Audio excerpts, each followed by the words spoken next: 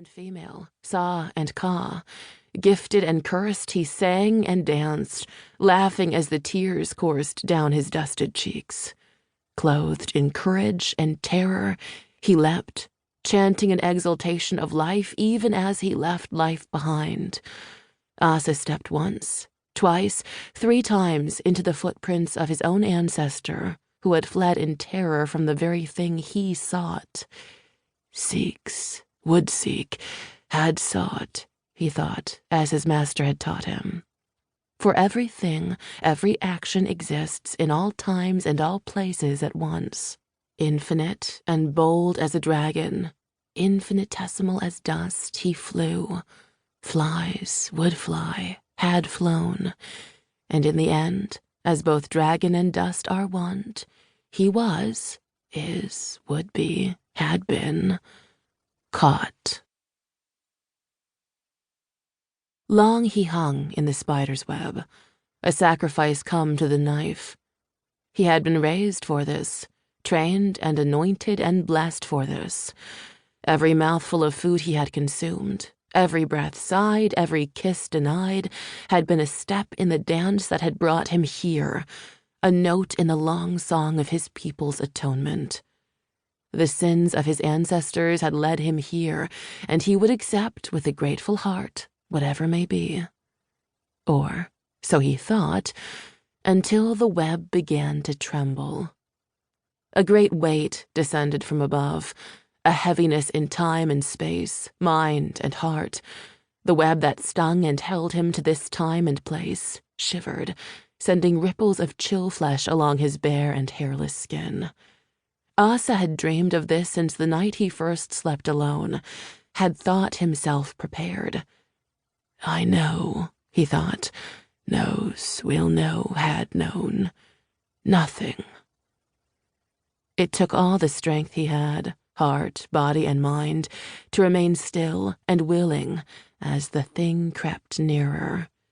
The web swayed and then shook till his bones rattled and his head whipped back and forth. Blood poured, red and molten through the stone caverns of his heart, heat enough to burn himself free should he so choose. The wind swept his arms, his legs, pulling at his hands and feet, promising to show him the way to escape should he so choose. He could abandon this mad and futile quest, give his people over as sacrifice in his place should he so choose.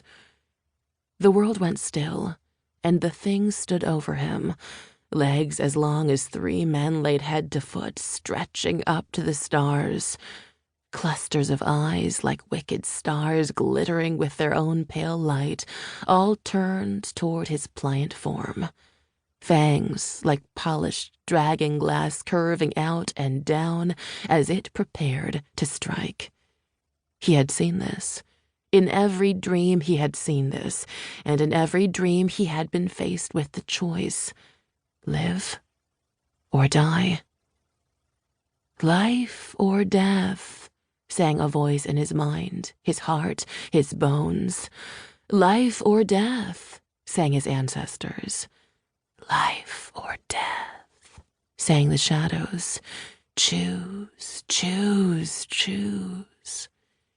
He chose, chooses, would choose, had chosen, death and life.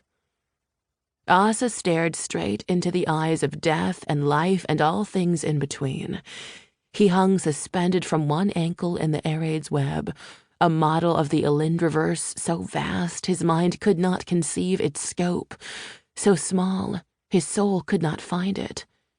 At each joining of this web hung a glistening, shimmering drop of Atulfa. Pure magic, dragon's song manifest. In the act of falling into this web, Aasah saw he had torn the fabric of time and space, had rent an ugly wound in the flesh of the everything. Ah, he thought. Thus seeing, thus knowing at the last, Aasah made his choice. He flung his arms wide so that they stuck fast to the strands. The web burned as it touched his skin, branded him traitor and sacrifice, betrayer and hope. Aasah flung